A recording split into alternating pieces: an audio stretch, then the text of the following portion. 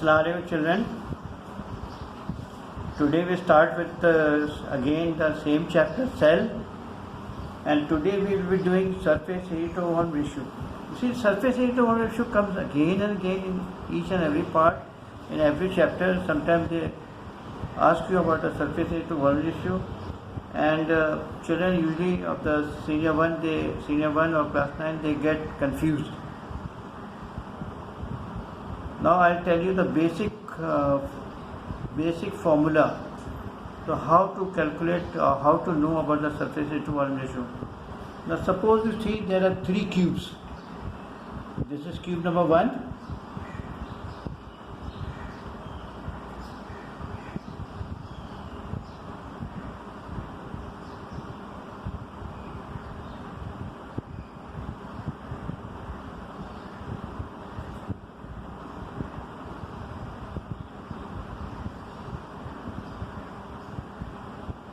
Cube number 1, A, except A. This is cube number 2.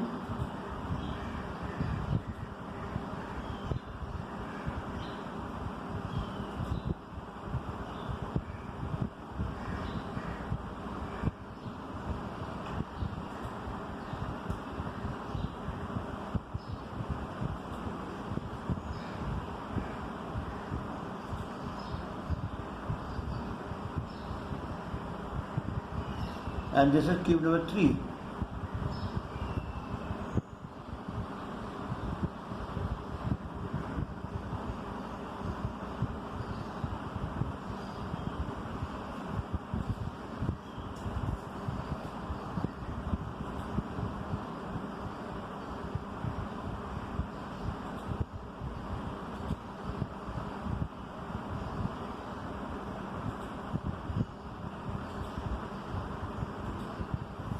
Okay, now this is cube A, this is cube B, and this is cube C. Now over here the length and the breadth, everything is 1 centimeter. Length, breadth, height, this is 2 centimeter. Length, breadth, height, everything is 2 centimeter. Every side is 2 centimeter, and the cube C, cube C, it is 3 centimeter. The length is 3 centimeter, the breadth is 3 centimeter, the height is 3 centimeter. Okay. So what happened in this ratio? Everything is 3 centimeter. So what you do? You just calculate the part of A, B, and C. Will calculate. So let's start with the volume of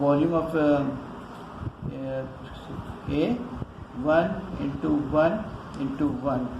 So it will be 1 cubic centimeter. The volume of the cube B, volume is equal to 2 into 2 into 2. It will be 2 to the 4 to the 8 cm cube. And the of cuboid C, volume will be 3 into 3 into 3. It will be 27 cubic centimeter. Okay, now we calculate the surface area.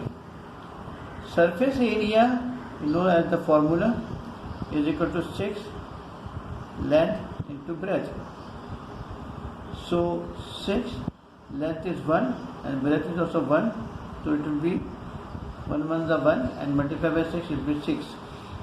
Over here, the surface area of B will be 6 into 2 into 2. Length is 2, breadth is 2, so 2 to the 4, 4 6 is 24. Over here, surface area, the surface area is 6 into length is 3 and breadth is 3. So it was 3 3 is 9, 9 6 is 54. Okay. Now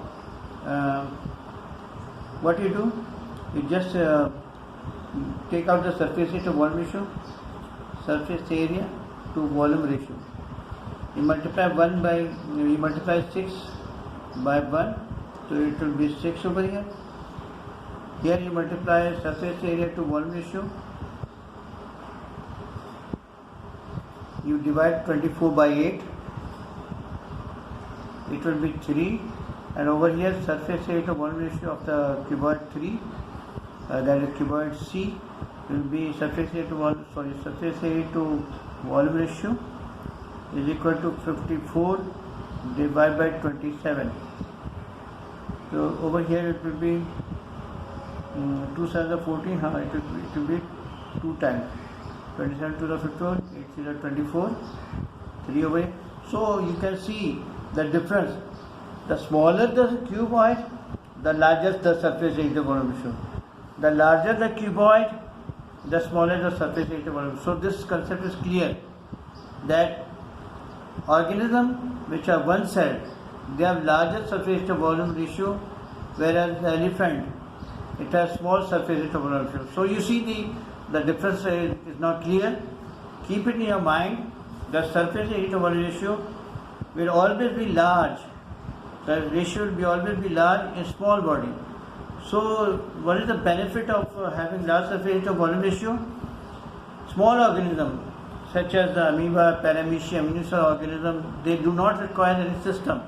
You see the oxygen gas, oxygen, carbon dioxide, they diffuse to the body. Oxygen diffuses to the body, enters the body, and carbon dioxide diffuses to the body cells outside the body. In the same way, it can move in the body. So you see the diffusion of gases, the diffusion, food also diffuses to the body. So in this way, having larger surface area in small microorganisms, they have a benefit. But we don't have, we have small surface area to volume ratio, so we need a system. Therefore, we have digestive system, respiratory system, STD system, all these systems are present to compensate those surface area to volume ratio. So it is clear what is the surface area to volume ratio and what is the benefit of having surface area to volume ratio. Now, I want to discuss one thing more that will come in the topic, that is about the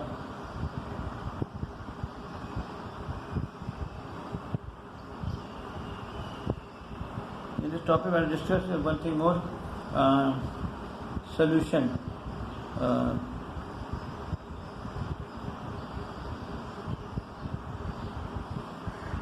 Now you see that there are this is a beaker A.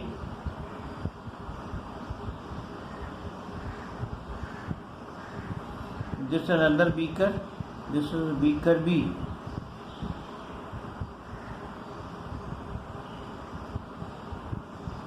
In this beaker there is a semi-permeable membrane in the center, and this also there is semi-permeable membrane in the center, attached to the center.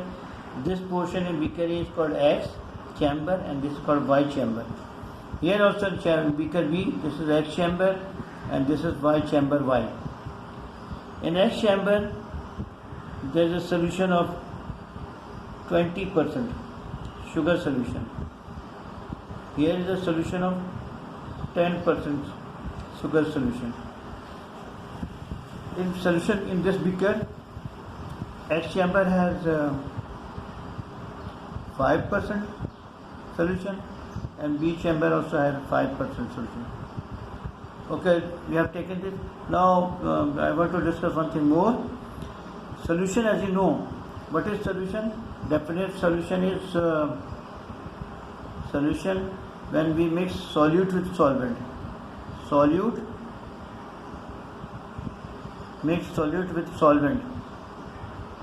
When solute is mixed with solvent, solution is formed.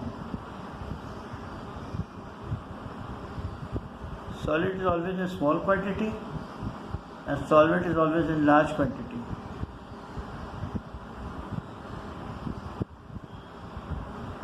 Now we solid take sugar and mix with water.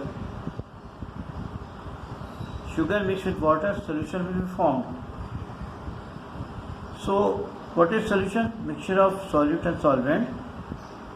That substance which is present in small quantity is called solute, and the substance which is present in larger quantity is called solvent. So in a solution of sugar and sugar solution, sugar is solute, water is solvent. So you know what is solution? What is solution? Mixture of solute and solvent. When you mix sugar in water, sugar will be solute and water will be solvent.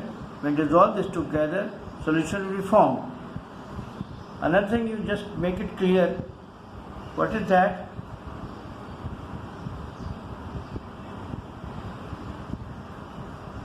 Over here,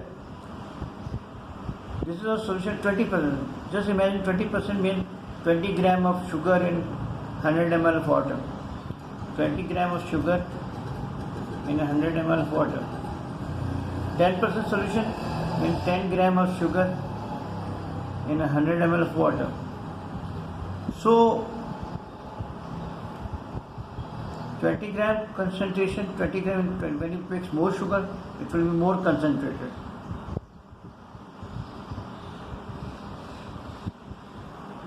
When you mix little sugar, it will be dilute. So in this here, there are two solutions: concentrated solution, dilute solution. Achha, just keep in mind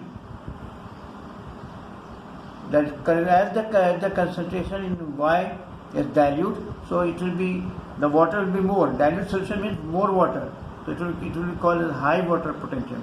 It will be called as high water potential. Dilute solution means high water, means water is more.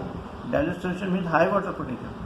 Concentrated solution means low water potential. Now you know what is water potential. In a solution, if water is more, then it will be high water potential.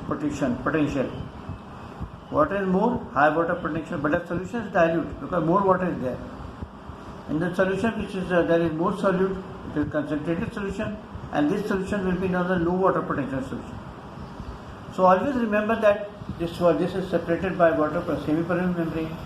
The flow of water will be from the higher water potential to the lower water. In this direction, to the semi-permeable membrane. From higher water potential to lower water potential. Or you can say from dilute solution to concentrated solution. But it is better to answer in this way. In water potential, the flow of water will always be from a higher water potential to the lower water potential through the semi-permeable membrane. In this case, where will be the flow of water take place? From 10% solution to the 20% solution. Is it clear? Okay. Now what happens over here? Both the concentration are same. 5% over here, 5% over here. So this solution, there will be no flow of water because both the concentration are same. Same concentration, no flow will take place. So, now one thing more, just remember that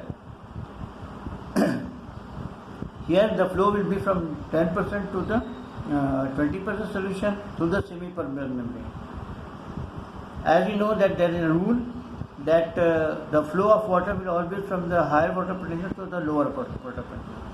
So in these two solutions, the more concentrated solution, this is more concentrated, so there is another name you can give it to it, is hypertonic solution.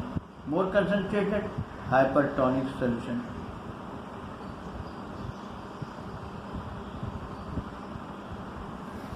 Dilute water potential, this will be known as more water, so this is higher water potential means hypotonic, more water, dilute. So this will be called as hypotonic solution. And here both the concentration are same. There will be no net flow. So this type of solution in both sides the concentration is same. This will be known as isotonic solution.